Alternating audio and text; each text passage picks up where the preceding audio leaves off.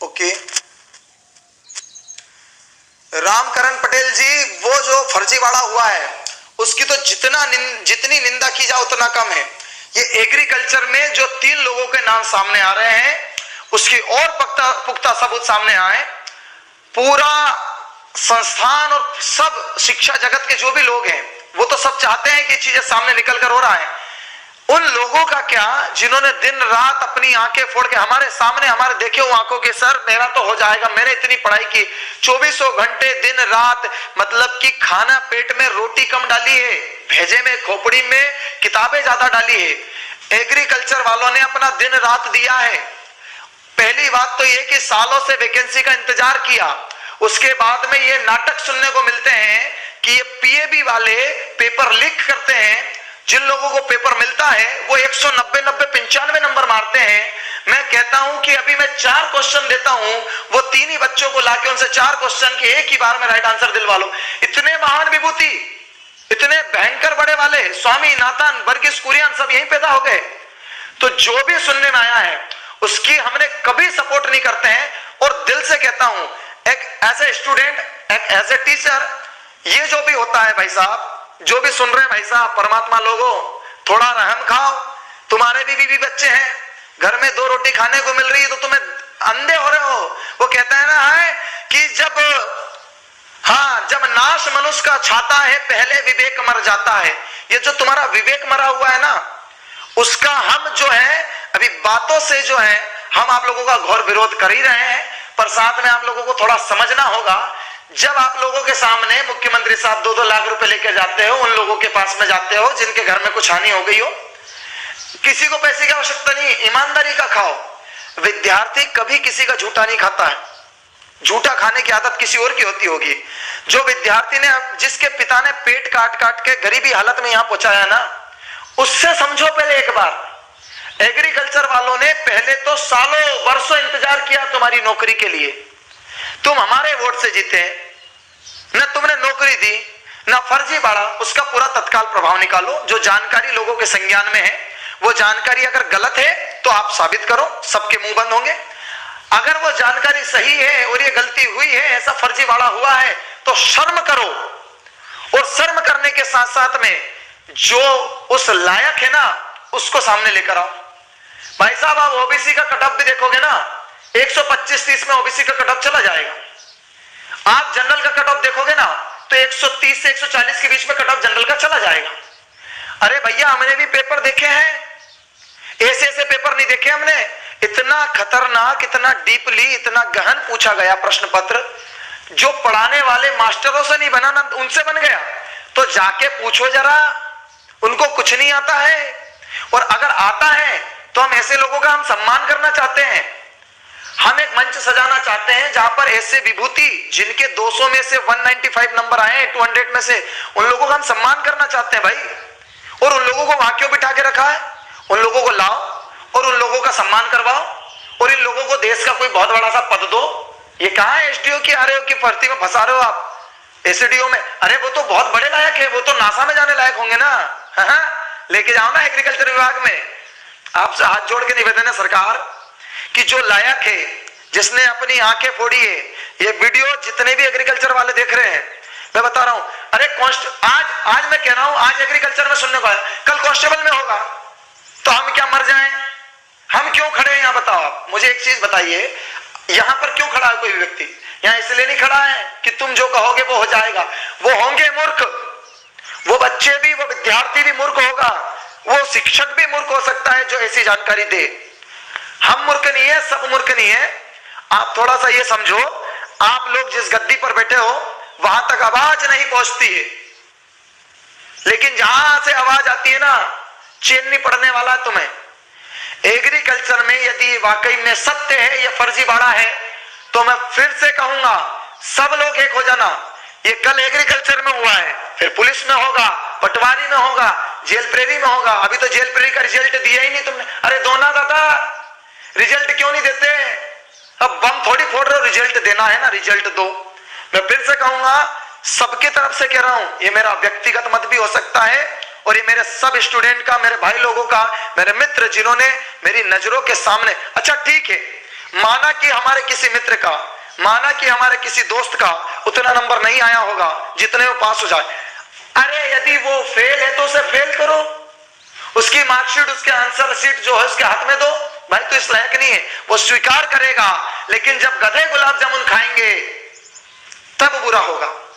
और ये सबके साथ है। मैं आपको फिर बता देता हूं, जितने भी लोग हैं, ये चाहे कोई भी भर्ती हो मध्य प्रदेश की भर्ती में ये काम चलता आया है। जब आप लोगों ने ये संज्ञान में मेरी बात लेकर आए हैं तो हाँ वही है कि मेहनत करे मुर्गे न अंडा खाए फकीर, और वाकई में तुम दिल के फकीर हो। और जबकि हमारे लिए गाना सूट होता है कि माना अपनी जेब से फकीर है लेकिन यारो दिल के हम अमीर है। और तुम्हारे जो है ना दिल वो फकीर की तरह है ना, तुम जेब से अमीर हो, बस तुम्हारे जेब भरे रहे लवा अल्लाह, कोई मतलब नहीं है इससे। मैं फिर से कह रहा हूं मैं आप लोगों से निवेदन है, एग्रीकल्चर बच्चों के साथ में नुकसान मत करो, उनका घाटा मत करो। यदि वो विद्यार्थी जो आपको लग रहा आरोप है तो आप सिद्ध करो कि ये आरोप है, वो चुप बैठ जाएंगे। देखो मैं कंक्लूजन देता हूं, सारी 5 मिनट की बात का कंक्लूजन देता हूं। यदि आरोप गलत है तो आप सिद्ध करो, वो चुप बैठ जाएंगे।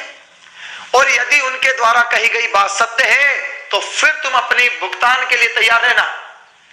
समझ में आ रहा है कि नहीं आ रहा? लोग आते हैं, लोग जाते हैं, लेकिन जो तुम झोली भर के ले जाते हो ना, वो सबसे गलत है। एग्रीकल्चर विद्यार्थियों के साथ मेरी सहानुभूति नहीं है, क्योंकि मैं कोई बहुत बड़ा वो नहीं हूं जो मैं आपको सहानुभूति दूं, पर एग्रीकल्चर वाले विद्यार्थी, मेरा दिल, दिमाग, मन, भाईचारा पूरा एक शिक्षक होने के नाते, एक स्टूडेंट होने के नाते मैं तन मन धन से आप लोगों के लिए समर्पित, इस बात के लिए कि ये जो कर रहे हैं वो बिल्कुल गलत है। आप एक बार जांच तो कर लो भाई साहब। मतलब वो कुछ लोग, अच्छा वो कुछ लोग सामने आए, अभी तो कुछ लोग सामने आए, बहुत सारे सामने आना बाकी है, पर इतने नंबर, मतलब मैं आपसे कहूं कि 200 नंबर का पेपर है, 200 का पेपर है, 195 जैसे नंबर, 190 जैसे नंबर लेकर आना। अच्छा ये तो एग्रीकल्चर की एग्जाम थी, एजी की एग्जाम थी भाई साहब, उसका सीसेट आपने पढ़ा है क्या? मैं कह रहा हूं कि एक बार सीसेट उससे दिलवा लो जिसने सीसेट तैयार किया हो उसके भी नहीं आएंगे, तो फिर आपको नौकरी छोड़नी पड़ जाएगी। क्यों? क्योंकि जिस बच्चे ने सीसेट में नंबर मारे ना, वो तो बहुत खतरनाक है यार। तो फिर क्या करें? फिर ऐसा करते हैं कि उन बच्चों को एग्रीकल्चर का टीचर बनाते हैं और उन्हें इंडिया का टीचर बना देते हैं, सबसे बेस्ट, उन्हें भारत का पद्म भूषण, पद्मश्री दिलवा देते हैं। भाई साहब हमें उससे दुख नहीं है कि उनके कितने नंबर आए, सबके संज्ञान में लेके आओ कि कैसे आए। मतलब है, देखो ना भाई, देखना हद होती है हर चीज की। जितने भी कांस्टेबल वाले लोग, जितने भी लोग देख रहे हैं एग्रीकल्चर वाले, वो एक बात और ध्यान से सुनिएगा। अगर कह रहा है कि नर्मदा नदी अमरकंटक से निकलती है, हम सबको पता है कि अमरकंटक से निकलती है, अमरकंटक से नर्मदा नदी निकलती है, ये अमरकंटक से निकली। अब वो आंसर शीट में है कि नहीं अमरकंटक से नहीं, वो मंडला से निकली है, वो मंडला से निकली है। तो भाई साहब के उत्तर भी मंडला ही है। मतलब बड़े ज्ञान पढ़ते हो यार तुम, ज्योतिष विद्या सीखी, हस्तरेखा जानते हो क्या? नहीं, गलत है, मतलब गलत है। और आप लोग इस बात का विशेष ध्यान रखें। आप लोगों से हाथ जोड़ के पुनः निवेदन है कि एग्रीकल्चर वाले बच्चों के साथ इंसाफ करें।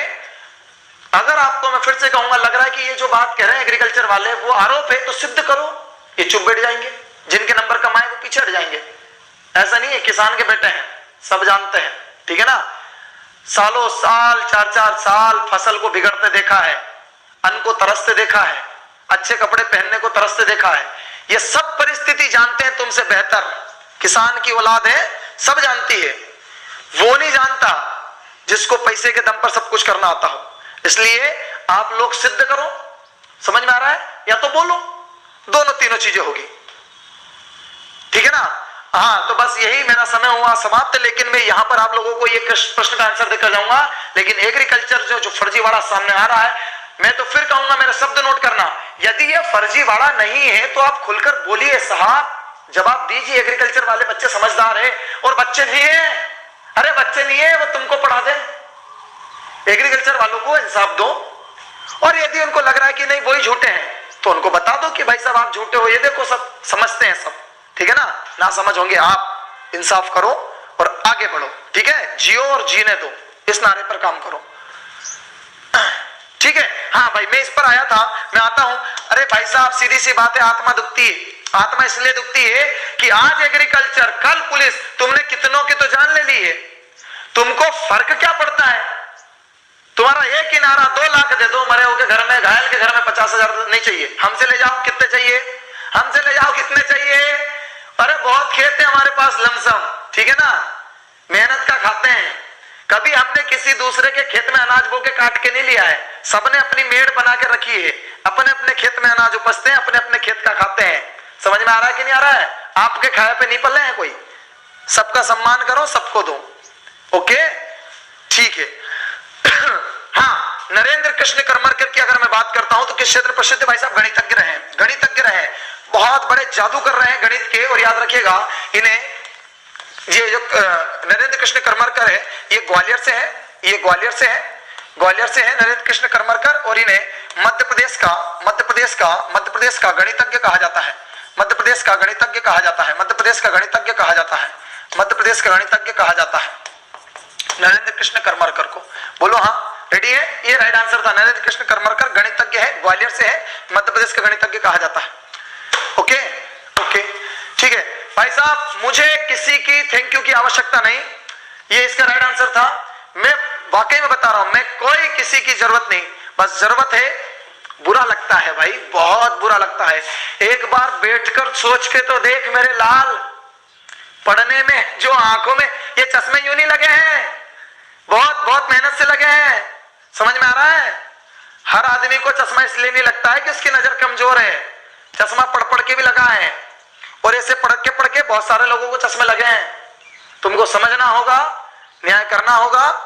और सबसे पहली बात, जितने भी विद्यार्थी है वो किसी भी संख्या, मतलब किसी भी संकाय से हो, कहीं से भी हो, जो यदि एग्रीकल्चर में ऐसा साबित हुआ है और ये सही निकला, तो समझ लेना कि जो है ना आप लोगों के भविष्य के साथ में इतना घटिया खिलवाड़ हो रहा है।